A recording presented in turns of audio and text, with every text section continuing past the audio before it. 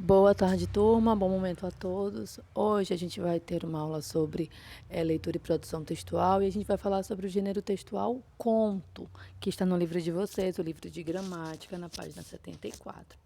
Aqui fala que o conto é um dos gêneros que se organizam em narrativa. Ele se caracteriza por ser curto e breve, bem como pela condensação de informações. Os acontecimentos são narrados em seus aspectos essenciais e o foco principal é a sequência de ações que compõem a situação principal vivida pelos personagens. Podemos encontrar também textos descritivos, trechos com diálogos, e nos contos contemporâneos frequentemente aparecem pequenas exposições. Esse é o conceito geral de conto, tá? Então a gente deve levar em consideração que conto é um gênero narrativo, tá? Ele é um dos mais comuns na tradição literária do nosso país.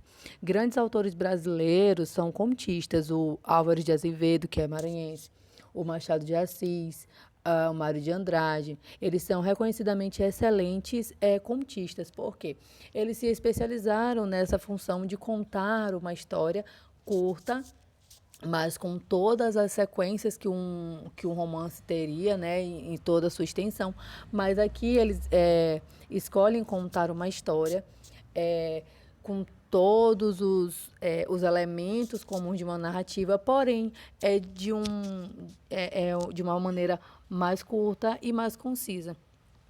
O gênero conto, ele é estruturado em uma narrativa curta que envolve apenas um conflito, tá? É diferente de histórias mais longas que a gente tem em livros, né, com 200 páginas, 300 páginas, o conto, ele é mais reduzido, então ele tem apenas um conflito principal, tá? Porque toda a história ela vai ser desenrolada ali naquela parte mesmo. O Machado de Assis é um dos maiores contistas brasileiros e a gente tem histórias bastante interessantes contadas a partir dos contos que ele produziu. Inclusive o conto, gente, ele ele tem 2 páginas, 3 páginas, não é muito longo, tá? Justamente porque tem essa intenção de ser conciso e de apresentar a história de uma maneira bem precisa, tá? O momento de maior tensão é chamada o clímax, né? Como a gente já sabe, é aquele momento grandioso, o ápice. Inclusive os contos do Machado de Assis, principalmente, ele tem essa característica de ter um fim inesperado, tá? Das características que a gente pode perceber em um conto, a gente tem que é uma narrativa curta, tá? Como eu já falei para vocês, temos poucos personagens, espaço ou cenário limitado, ou seja, a gente não tem grandes cenários diversos, tá? Ou tudo se passa numa casa, ou tudo se passa em determinada cidade, ou tudo se passa em determinado floresta, salão. Às vezes toda uma história acontece num quarto ou numa sala de julgamento, né, de um juiz e tudo mais. Então, não há muitos cenários, não há muito espaço, porque a história ela está ali limitada àquele espaço específico, ok? E também o recorte temporal reduzido, ou seja, a história, gente, ela não vai apresentar grandes mudanças de tempo, não vai levar muito tempo para as coisas acontecerem, porque a ideia de um conto é que seja aquele recorte reduzido de uma história, ok? O conto, ele apresenta essas características justamente por ela ser essa narrativa menor, mas que tem todos os elementos de um romance, todos os elementos de uma prosa que seriam escritas em um livro inteiro. Aqui no conto, todas essas histórias elas são feitas, elas são contadas de uma maneira bem objetiva e elas sempre passam uma ideia de que há algo ao redor, de que há algo além daquilo ali. Só que ele não é mostrado, porque a ideia do conto é mostrar apenas aquela parte, aquele recorte, tá? Uma subcategoria de conto muito comum no século XX é um microconto. Nele, em uma ou duas frases, gente, às vezes uma linha só, toda a estrutura do gênero aparece. Porque a ideia do conto é apresentar uma história completa de uma maneira breve, de uma maneira reduzida, sem precisar de páginas e páginas, tá? Então, um microconto é contado em frases, às vezes 2 linhas ou apenas uma linha, tá?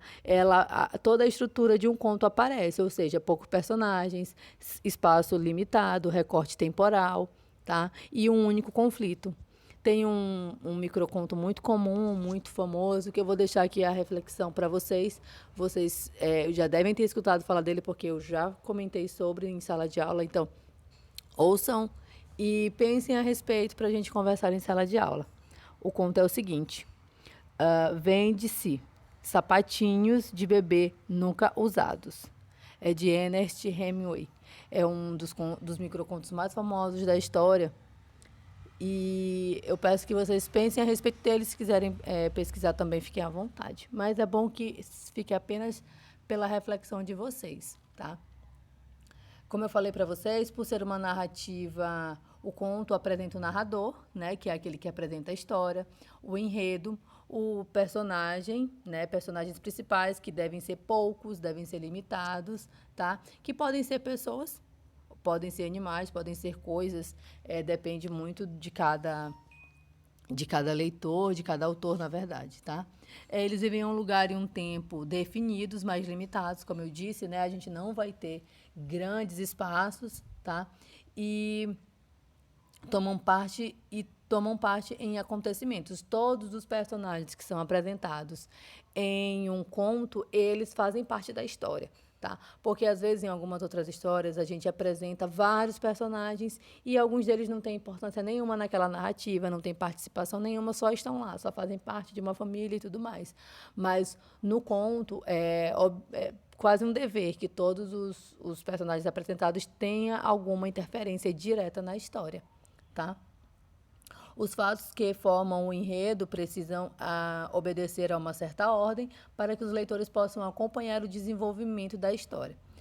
Ou seja, a gente observa que o conto ele é linear, tá? Ele precisa apresentar essa estrutura, ele precisa apresentar esse crescimento para que o leitor não desista do conto ou que, quando ele chegar no final, ele compreenda o que está se passando ali, tá?